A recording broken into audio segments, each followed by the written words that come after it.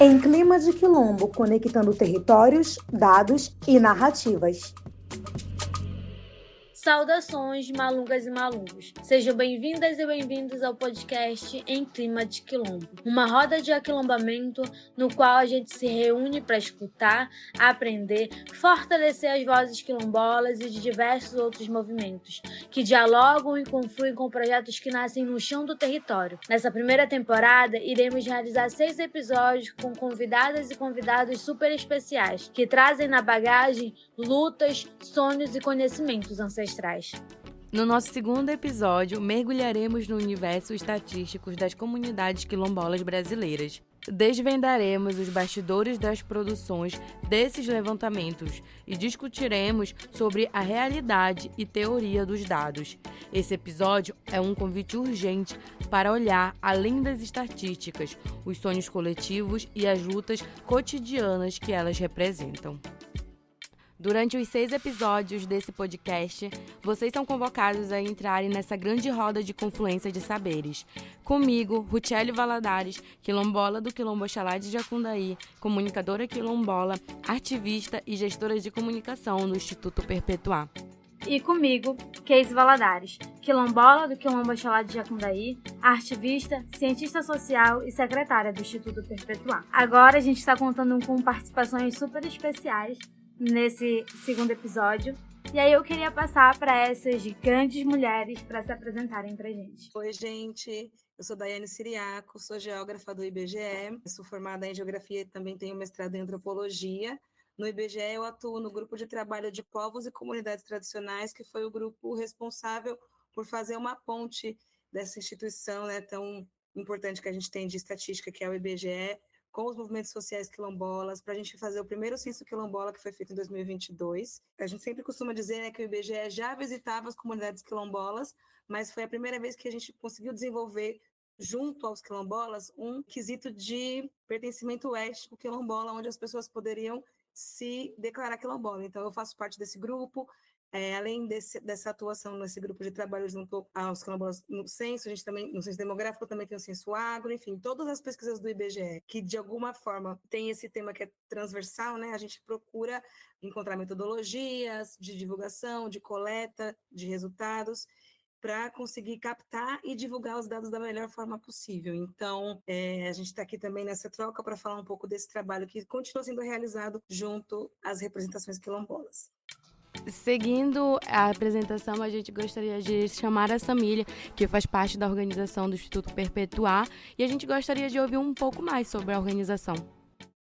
Oi, gente, eu me chamo Samília Valadares, sou quilombola de Oxalá de Jacundaí, território quilombola de Jamboaçu, em Moju, Pará. Sou diretora do Instituto Perpetuar, psicóloga, ativista, contadora de histórias, e estamos aqui nessa grande confluência em defesa do território livre e do bem viver dos nossos territórios. O Perpetuar, a gente sempre demarca isso por aqui, né? Ele é uma construção coletiva que brota do chão do quilombo de Jacundaí e se configura como uma iniciativa, um coletivo, uma organização que busca o fortalecimento das identidades, ancestralidades e territorialidades quilombolas por meio da educação, da arte, da cultura, da comunicação, e assumindo desde a sua base e assumindo desde os passos que vêm de longe, que não param por aqui, porque cada um de nós somos continuidade, esse compromisso com a luta pelo território livre e pelo bem viver quilombola.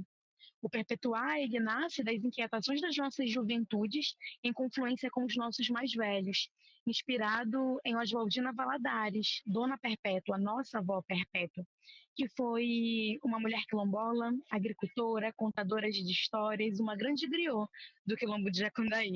E que, sim, a gente precisa demarcar isso aqui, porque a vovó, quando ela nos contava histórias com a luz da lamparina, ela sempre pontuou para cada um de seus netos e de suas netas: ei, pirralha, estuda, que vocês ainda vão quebrar castanha na boca de muita gente.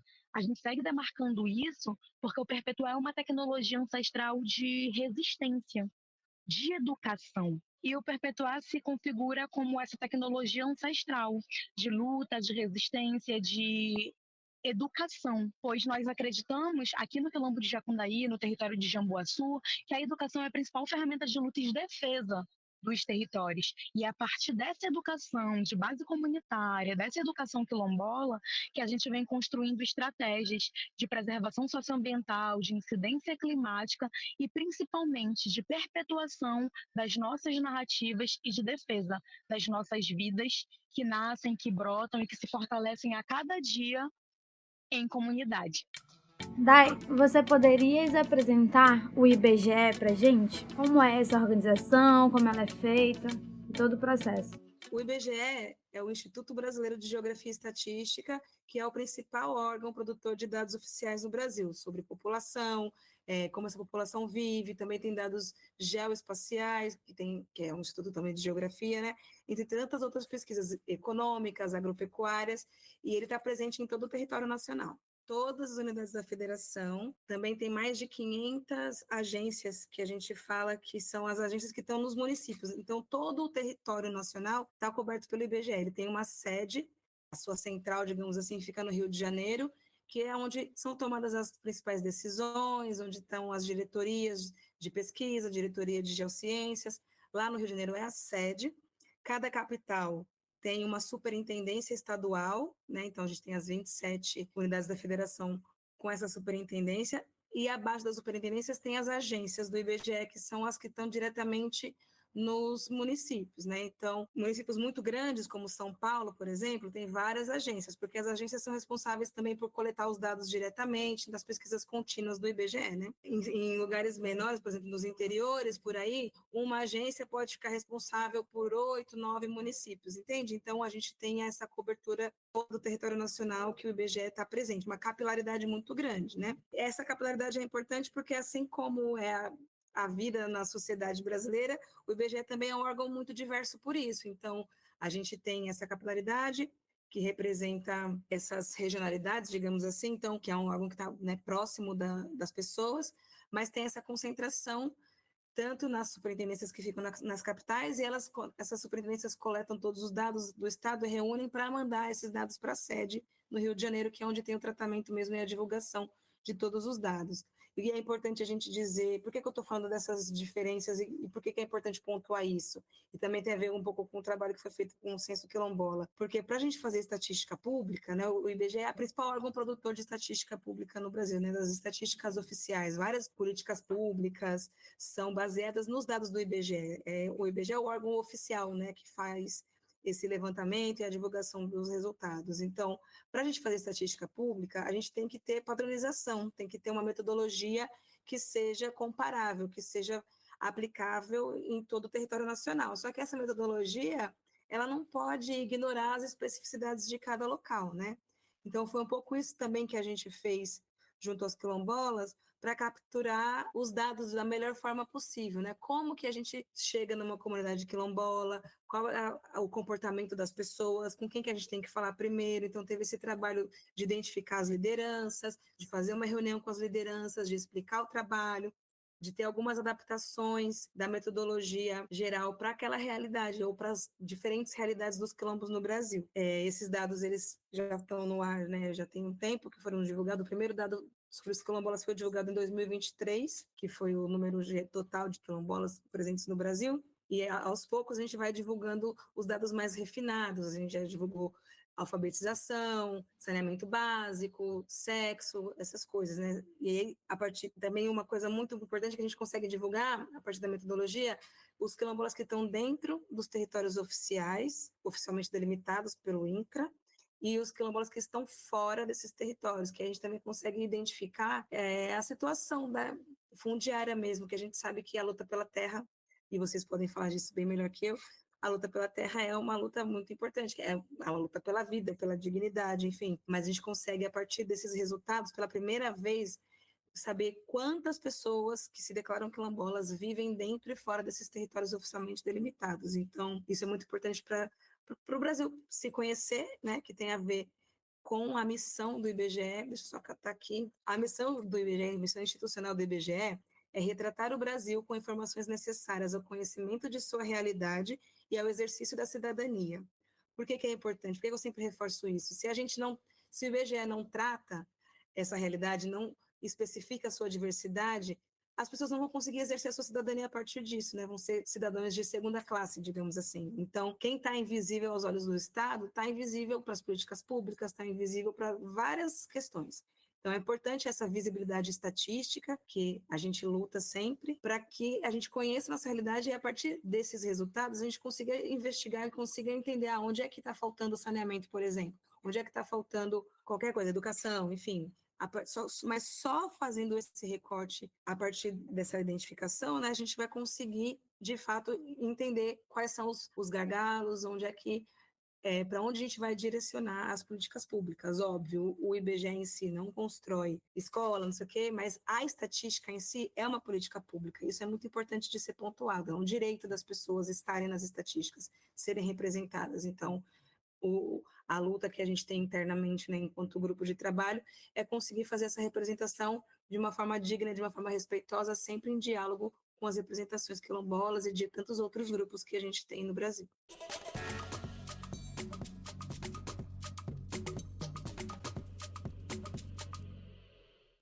Dai, nesse processo de dados governamentais e pensando as lacunas, né? E pensando nessa metodologia também de levantamento e dos desafios do censo, que foi a primeira vez que a gente apareceu no censo de 2022, e que pensando em quantas comunidades quilombolas existem segundo os dados governamentais do IBGE. É importante o que eu já pontuei aqui, né? Todo o processo foi feito em constante diálogo com as representações quilombolas, principalmente com a CONAC, que é a Coordenação Nacional das Comunidades Negras Rurais Quilombolas, que também é uma organização que está capilarizada, é uma das principais representações quilombolas no Brasil, embora tenham outras tantas representações, a gente sabe disso, a gente também sabe que a CONAC não é uma unanimidade, mas como ele já tem uma organização também de uma forma capilarizada, também estão presentes em todas as regiões, o IBGE tinha esse contato muito direto com as representações da CONAC. E também localmente com outras tantas instâncias, dependendo do estado, dependendo até assim do município, a gente conseguiu chegar com o apoio da CONAC e de outras organizações, tanto do governo como de ONGs, etc., a gente conseguiu chegar realmente lá na comunidade local, ali naquela liderança local, né? Que foram as pessoas que, na verdade, fazem o censo acontecer, porque não adianta nada o IBGE criar uma metodologia de cima, se a gente chega lá na hora da entrevista, faz a pergunta, você se considera quilombola? E a pessoa fala não. A gente sabe que o termo quilombola é um termo que pode ser um estrangeiro para algumas comunidades, né? Nem todo mundo se reconhece enquanto quilombola. Tem gente que fala, aqui é uma terra de santo, aqui é uma comunidade negra rural, eu sou calunga, eu sou gorutubano, enfim, tem várias formas das pessoas se identificarem. E tudo isso cai nesse, digamos, grande guarda-chuva que é o termo quilombola. E pegando a história do Brasil, né, que os quilombolas foram perseguidos, foram criminalizados, foram dizimados durante um processo de colonização muito violento, até as pessoas ressignificarem também esse termo e entender que hoje em dia, depois da Constituição de 88, esse é um termo que, na verdade, juridicamente falando, né, é um termo que identifica um sujeito de direito, não é um processo tranquilo, né? As pessoas, às vezes, têm receio de se declarar quilombola, pode ser uma área que tem algum conflito, alguma questão ali com fazendeiros locais, a gente sabe como é a questão da terra no Brasil, então, para o IBGE conseguir dar conta dessa realidade, a gente sabe que tem limitações, é óbvio, que o papel do censo é um papel muito importante por isso, porque a partir do censo também as pessoas podem começar a se rever, a se questionar, a repensar a sua identificação, né? Então, isso é também um processo importante que o censo traz enquanto ferramenta de mobilização e de fazer com que as pessoas pensem a sua identidade, porque chega uma pessoa lá e pergunta, a sua cor ou raça é branca, preta, amarela, pardo ou indígena? Essa é a primeira pergunta. A outra pergunta, se você estava numa área que o IBGE mapeou como quilombola, eu vou falar um pouquinho disso, aí abri a pergunta que era, você se considera quilombola? Essa é a pergunta que foi para o censo, você se considera quilombola? E se a pessoa respondia sim, aí vinha uma segunda pergunta, que é qual o nome da sua comunidade? Então, foram esses dois quesitos que o IBGE colocou na sua pesquisa do Censo Demográfico de 2022.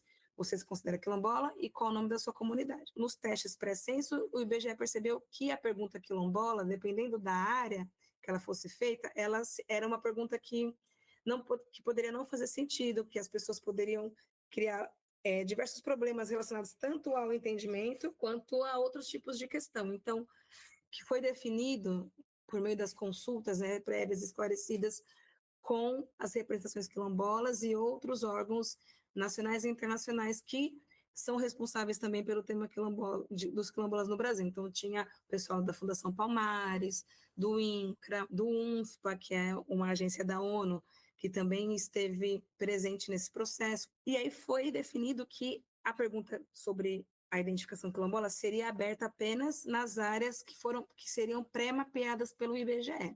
E que áreas são essas? São áreas onde a gente tem o conhecimento de que existe pessoas quilombolas, uma comunidade quilombola que já está consolidada, um território quilombola que já foi reconhecido pelo Estado, mas a gente sabe que isso é muito pouco, né? Então, onde se tinha notícia de que tinha presença quilombola ou que poderia ter uma presença em potencial, o IBGE inseriu nas suas bases cartográficas para que a pergunta de identificação funcionasse. Então, foi essa a metodologia.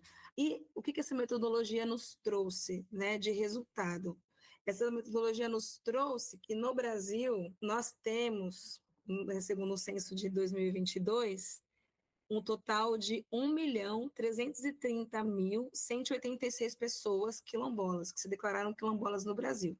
O estado do Pará é o terceiro estado com mais quilombolas no Brasil, 135 mil. O Pará fica atrás da Bahia, que tem 397.500, mais ou menos, e do Maranhão, que tem 269 mil. Esses são os números de pessoas. Essas pessoas elas podem estar em vários lugares. Podem estar dentro desses territórios oficialmente delimitados, podem estar na área urbana, podem estar em qualquer situação, desde que, né, como a gente falou, como eu expliquei, essa área tenha sido mapeada para que a pergunta funcionasse lá na hora que o recenseador chegava na casa das pessoas, né? O IBGE trabalha com o conceito de localidade quilombola. O que a gente chama de localidade quilombola? Porque a gente entende que a comunidade ela pode ter um núcleo, ela pode ter uma localização determinada, mas muitas pessoas saem de suas comunidades e vão morar em outras áreas, em áreas urbanas, por exemplo, do mesmo estado. Mas ela ainda se diz pertencente àquela comunidade que está lá no interior, por exemplo. Então, a partir da pergunta, né? Vocês lembram que eu falei que foram duas perguntas, né? Se a pessoa se considera quilombola, se ela respondesse sim, abrir a segunda pergunta, que é qual o nome da sua comunidade?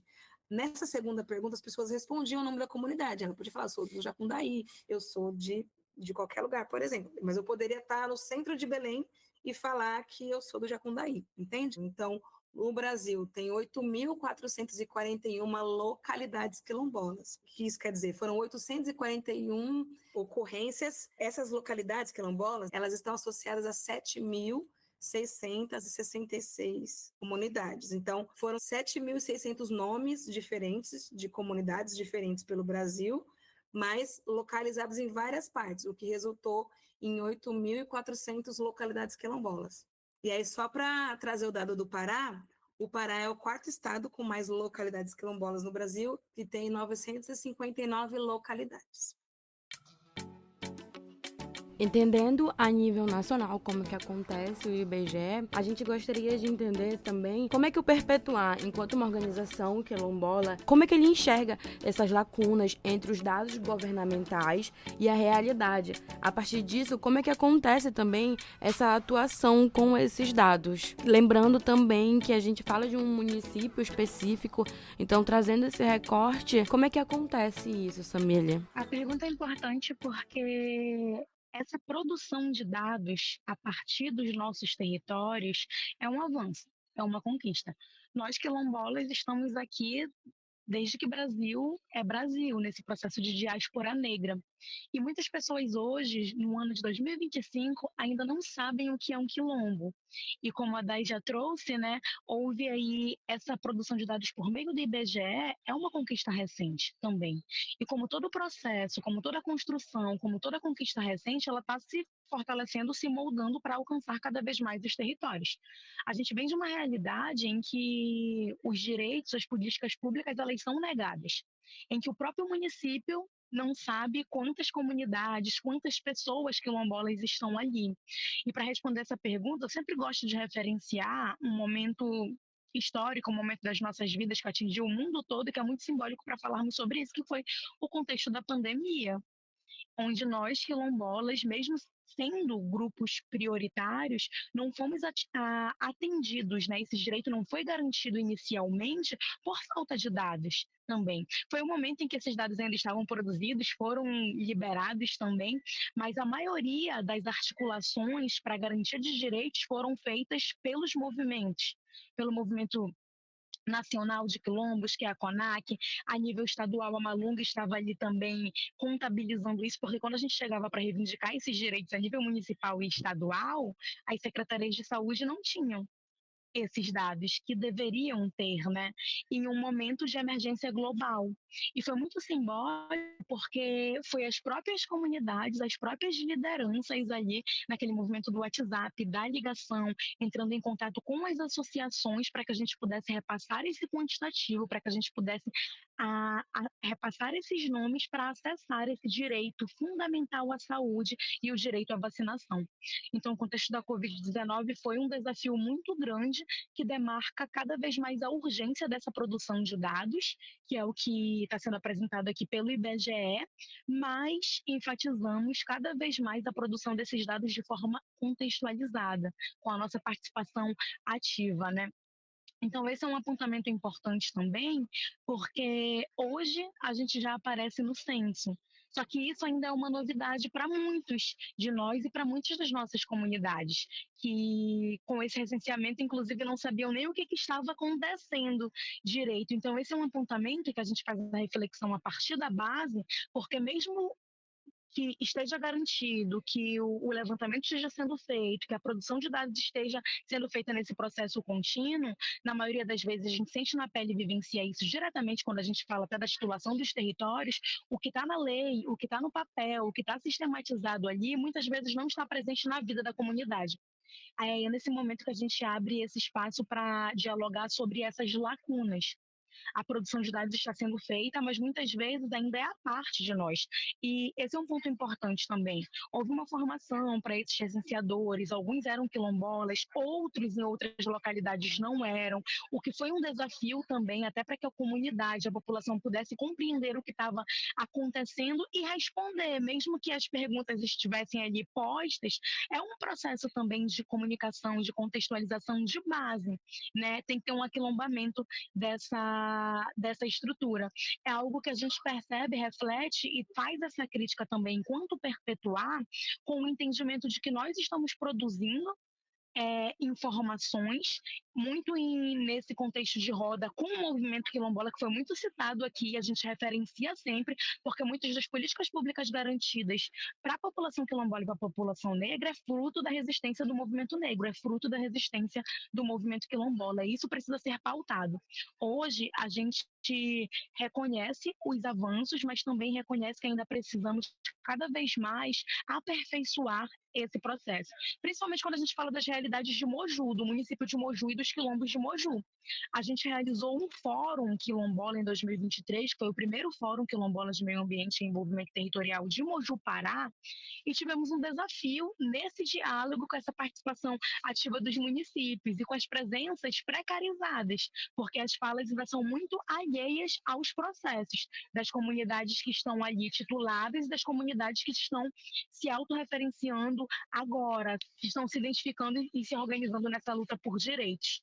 Então, esse debate sobre dados, sobre a produção, esse diálogo com o IBGE é uma articulação muito necessária, mas nesse processo todo precisamos frisar essas lacunas que acontecem a partir da base, quando o Estado não dialoga com as comunidades como deveria, quando o Estado, que deveria garantir esses direitos, ainda é um dos maiores violadores desses direitos territoriais, e quando também não é do interesse dessa estrutura colonialista e do interesse do capital, que ainda tem as suas vozes ecoando muito forte na nossa sociedade, que a gente se reconheça, que a sociedade conheça o que são quilombos, tenham acesso a esses dados contextualizados. E a gente sempre reforça isso porque sem dados não tem políticas públicas. Então, se o sistema oprime, não é interesse do sistema também que tenham esses dados contextualizados a essas realidades e que a gente consiga ter acesso a isso, porque é caminho para a construção de políticas públicas. A lacuna está nesse direito, que na maioria das vezes não é garantido em sua integralidade, nessas populações que na maioria das vezes não são consultadas, inclusive para a produção desses materiais. Então, quando a Day traz aqui, né, que isso foi feito em diálogo com a CONAC, é um ponto importante que serve como exemplo também para todas as outras articulações.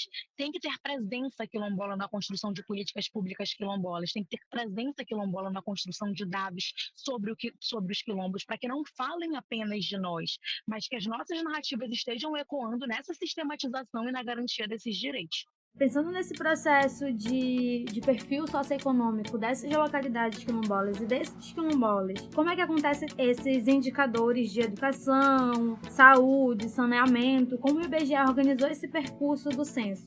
Baseando também na tua dissertação, né, Day? A tua dissertação ela foi voltada para o censo quilombola de 2022, e aí, para te trazer para cá, para a gente confluir junto. Certo, eu não falei, né, sobre o meu mestrado. O mestrado que eu desenvolvi no Museu Nacional na área da antropologia, é um mestrado que falava dessa relação da construção do censo quilombola do IBGE junto aos movimentos sociais quilombolas, principalmente a CONAC, e a outros órgãos, né, como o IBGE foi um ator rede mesmo, né, nessa configuração dessa rede de cooperação, de colaboração, tanto governamental, também junto aos movimentos sociais, e também com órgãos internacionais, que foi o caso da ONU, que por meio de algumas agências nos apoiou, né, participou desse processo. É importante destacar isso, é a primeira vez que o IBGE faz um trabalho desse, com consultas às representações quilombolas. Isso também foi importante para o IBGE aprender uma metodologia de trabalho que considere as especificidades e a participação efetiva desses grupos, né, representados. Então, nesse processo, essa metodologia também foi utilizada, por exemplo, para o censo indígena. Agora, para o censo agropecuário, nós vamos incluir todos os outros grupos de povos e comunidades tradicionais que são reconhecidos pelo Estado, são 28 segmentos, que também, grande parte desses segmentos também são organizados, têm representações nacionais, têm representações locais, alguns são mais localizados, outros não. Então, são 28 segmentos que o Estado reconhece oficialmente, que também não tem dados específicos sobre eles. E no censo agropecuário, que é o próximo levantamento que o IBGE vai fazer, a gente vai incluir esses 28 segmentos. Pensando no futuro, Samília, a gente gostaria de saber o que os dados dizem e fortalecem o futuro dos direitos quilombolas e os impactos dos processos de titulação para as comunidades quilombolas. Essa pergunta é um questionamento muito importante, porque a gente precisa saber de qual território estamos falando, de onde estamos falando, né? Então, o município de Moju é um município que está ali localizado no Nordeste do estado do Pará. É um município majoritariamente rural, mas que na maioria das vezes essas ruralidades elas não expressam ainda a garantia de direitos da sua população como um todo, né? Na luta do movimento quilombola também do estado do Pará e do município, a gente tem comunidades quilombolas que estão, nesse momento, se identificando e iniciando esse processo de luta e de resistência, porque um ponto importante é que quando as comunidades elas foram tituladas, e o que acontece ainda hoje, né, o não saber o que é uma comunidade quilombola, e na maioria das vezes essa negação das nossas próprias histórias, fizeram com que comunidades que estão ali, comunidades assentadas, que são assentamentos do INCRA e que são caracterizadas de outra forma, não se autodeterminassem enquanto territórios quilombolas, enquanto comunidades quilombolas. E agora, por meio da luta do movimento desse processo de educação de base, está acontecendo. Então, no município de Moju, a gente tem cerca de 30 comunidades quilombolas nesse momento também, nesse processo de autoidentificação, nesse movimento de luta muito articulado pela Bambaê, que é a coordenação das associações das comunidades quilombolas do território de Jamboaçu e pelas comunidades quilombolas do Baixo Moju também. E a gente fala de um território que é diverso, que é um território de resistência ancestral, que é o território de Jamboaçu, né, que por meio da Bambaê é um território composto por 15 comunidades quilombolas nesse movimento de luta, com cerca de 5.000 pessoas ali na sua população geral, são dados que a gente está batendo e atualizando constantemente também. E quando a gente fala da realidade do Quilombo de Jacundaí, que é uma dessas 15 comunidades, a gente tem cerca de 400 pessoas ali na comunidade, e são dados que a gente vai atualizando e vai fazendo essa escuta, e vai fazendo esse mapeamento entre crianças, entre os nossos mais velhos, e que na das vezes isso não reflete a luta e o engajamento do movimento, né? Nem o quantitativo de pessoas das comunidades não é o quantitativo de pessoas que se auto-identificam enquanto quilombolas, ou não é o quantitativo de pessoas também que estão engajados na luta e no movimento quilombola. E esse é um apontamento importante para esse episódio que estamos falando de dados, porque demarca a importância da luta e da resistência dos nossos territórios, dos nossos movimentos, da Associação da Comunidade de Jacundaí, da Bambaê, aí a gente cita aqui Malungo, cita CONAC, o próprio Perpetuar e tantos outros coletivos que estão fazendo esse trabalho de base para fortalecer essas identidades e para que cada vez mais a gente não apenas esteja na comunidade, mas que a gente cada vez mais reconheça essas origens, reconheça e nutra esse pertencimento que também é a base da nossa luta quilombola e a base da garantia das nossas existências. Partindo dos indicadores, Samília, desses indicadores socioeconômicos das comunidades, que a Day, inclusive, já apresentou aqui o processo mais geral, a gente queria saber como é que tece esse perfil socioeconômico na comunidade de Jacundaí. E quantas comunidades são existentes no território de Moju, no município de Moju. Um ponto importante desse questionamento e que a gente aprende no próprio movimento quilombola e é muito enfatizado no Perpetuar é que o direito à terra é um direito que vai garantir outros direitos. Quando a gente vai falar de comunidades quilombolas, quando a gente vai falar da nossa existência, da nossa resistência, a gente sabe que a principal pauta de luta é a luta pelo direito à titulação, porque é a titulação que vai garantir o território, que vai garantir a nossa permanência e que vai garantir a formação, a criação, a construção e o respeito à potência dos nossos corpos territórios.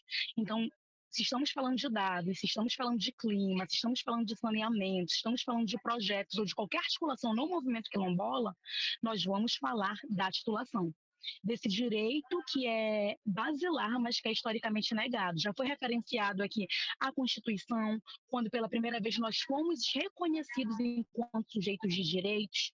Aí vem os artigos 68 da disposição transitórias. A gente cita também a Convenção 69 da OIT, porque o direito à consulta, a autodeterminação dos povos é um elemento importantíssimo para que a gente conheça, né, esses direitos, para que a gente possa reivindicá-los. Então, a base de tudo isso que estamos dialogando aqui nesse podcast, no movimento como um todo, é a luta pelo direito à terra, é a luta pelo direito da nossa existência enquanto quilombolas e que é atravessado diretamente pelo bem viver nos nossos territórios, pela permanência nos nossos territórios.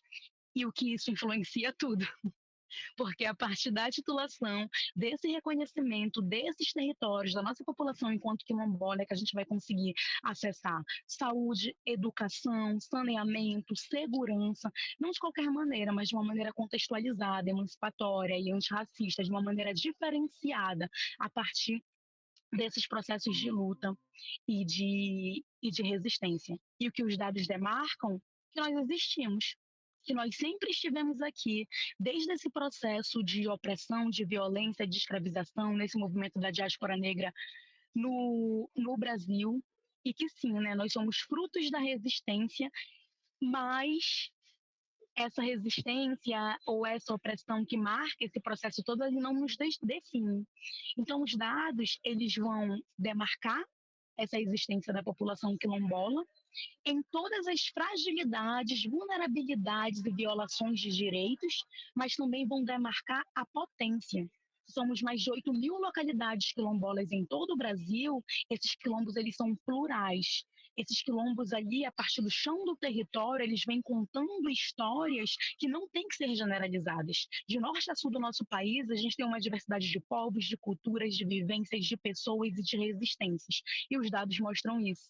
Mostram que a gente sempre esteve aqui, né, que estamos chegando com tudo, estamos reivindicando a garantia dessas políticas públicas e que não nos calaremos, porque essa história não contada, ela pulsa algo que precisa ser demarcado desde a origem desse país.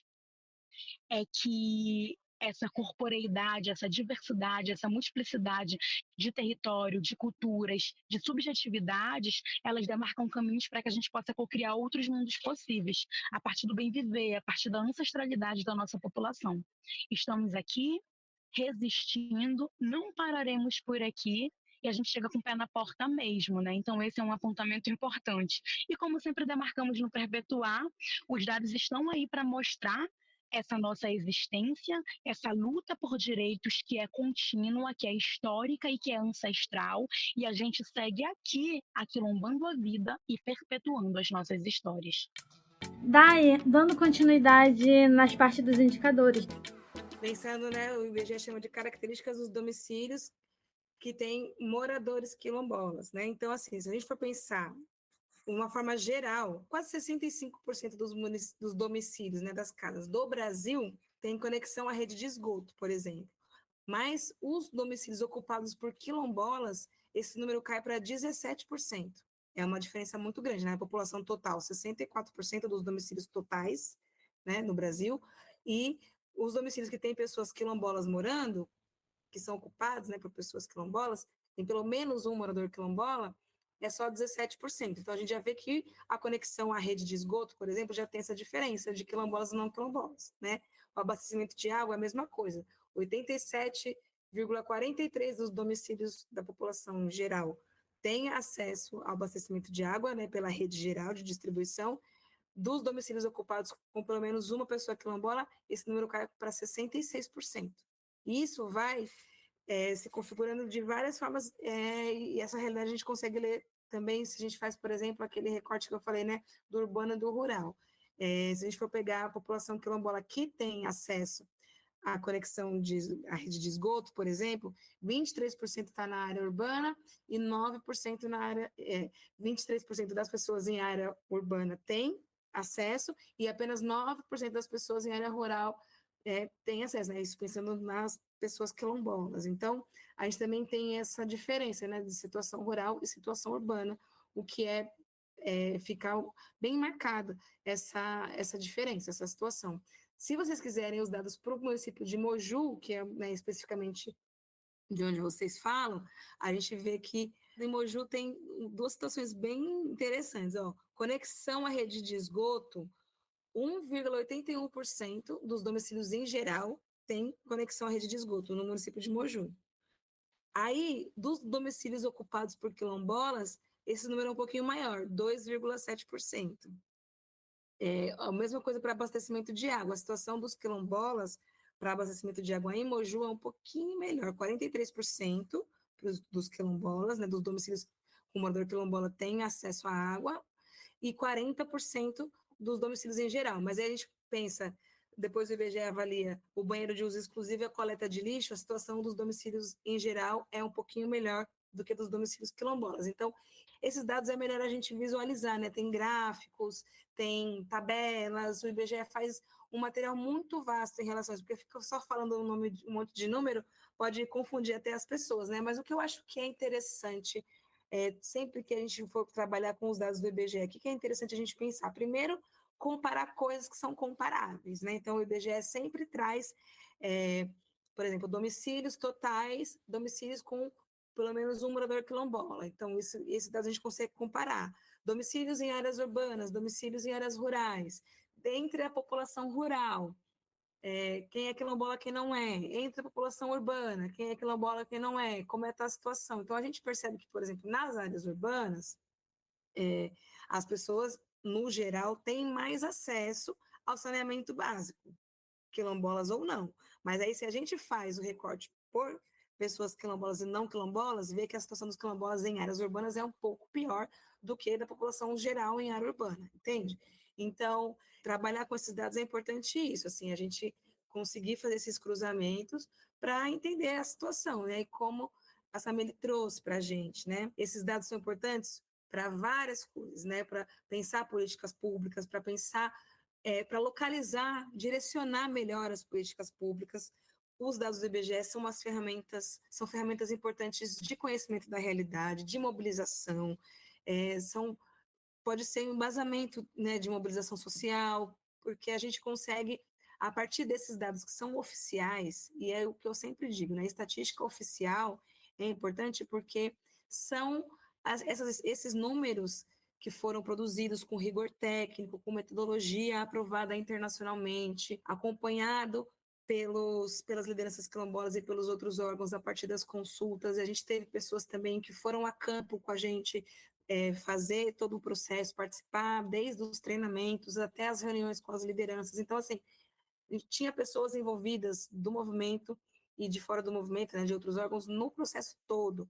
Isso é muito importante. Esses dados são consistentes, esses dados são confiáveis, esses dados refletem, de fato, uma realidade, que, como eu falei, é um recorte dessa realidade, né, porque são os quilombolas, são as pessoas que se declararam quilombolas naqueles recortes específicos territoriais, né? Não estou falando de todos os quilombolas do Brasil. Existe um recorte, que é importante pontuar isso. Só que esse recorte, ele é um recorte que é muito representativo, né? Mais de 1.300.000 quilombolas no país, no primeiro levantamento. Isso é a gente do IBGE e os movimentos também, no geral, reconhecem que isso é um primeiro passo muito importante, que como teve essa restrição de abertura, a gente sabe, né, que esse número pode ser maior. E aí, quem sabe, numa próxima pesquisa, esse número aumente, tanto porque as pessoas podem se rever mais, ou porque vai abrir em mais áreas, enfim. Essa metodologia, ela vai ser sempre repensada de acordo com a realidade e em diálogo sempre com esses grupos, como eu falei. Então, é importante a gente pensar nisso, né? Como que a gente usa esses dados e o que esses dados podem trazer para a gente de ferramentas de luta, de mobilização e de conhecimento da nossa realidade para pensar futuros possíveis. Daí, onde a gente consegue acessar esses dados do IBGE? Certo. Eu vou dar aqui um site que ele é, digamos assim, a porta de entrada para os dados do IBGE, que é o Panorama do Censo Demográfico. Então, ele é censo2022.ibge.gov.br/panorama. Esse site, ele é realmente um panorama, né? Ele traz os dados de uma forma bem acessível, bem fácil de mexer. Eu já trabalhei com eles, com esse site, com crianças de 9 anos, por exemplo, e eles estavam lá brincando com os dados. Ele é bem intuitivo, assim, tem bastante gráfico, tem tabelas, tem mapinhas, você consegue baixar todos esses dados, aí você consegue também fazer um filtro por município. Se for um território quilombola oficialmente delimitado, vai ter o dado por território. Então, esse site, quando você abrir o site que eu falei, né, censo2022.ibge.gov.br/panorama, vai ter lá um monte de coisa. Aí tem, na parte de cima, assim, tem destaques, indicadores, mapas, downloads, etc. Na parte de indicadores, você clica lá em indicadores e escolhe o seu tema, se você quiser população geral, quilombolas, indígenas, educação, aí tem tudo que já foi divulgado do censo, tá aqui nesse site do Panorama. Tá ok, Dai, muito obrigada. Foi muito bom escutar vocês, né? A Daiane do IBGE e a Samília do Perpetuar. E é isso. E para ficar por dentro do que estamos criando por aqui, nessa rede de articulações com organizações que são fundamentais, acompanhe nossas redes sociais. @Instituto Perpetuar e @data_lab. E no próximo episódio, vamos conectar a tecnologia com lutas sociais ancestrais. Apresentar a metodologia Geração Cidadã de Dados para vocês como uma ferramenta de luta e resistência, promovendo maior consciência comunitária sobre potencialidades e seus desafios.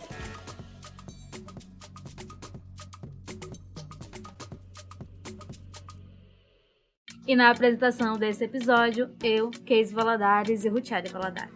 Convidadas, Samília Valadares e Daiane Siriaco. Gravação, Viela Norte. E na edição, Denise Salomão. Na realização, Instituto Perpetuar, Data Lab, CLUA e Mozilla Foundation.